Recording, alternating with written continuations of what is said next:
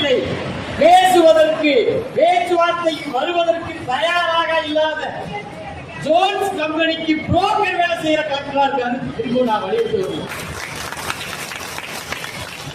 கோரிக்கை என்ன?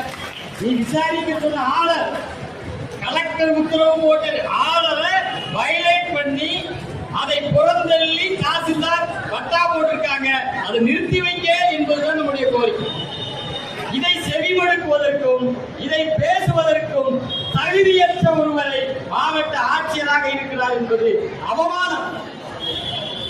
ஆகவே நான் திரும்பவும் சொல்றேன், அது ஜோன்ஸ் இன்ஃப்ராஸ்ட்ரக்சர் கம்பெனி மட்டும் அல்ல, எத்தகைய கொம்பனாக இருந்தாலும் சரி, திமுகவை சார்ந்த மிக முக்கிய பிரபலமா இருந்தாலும் சரி, அண்ணா திமுகவை சார்ந்த முக்கியமான நபராக இருந்தாலும் சரி,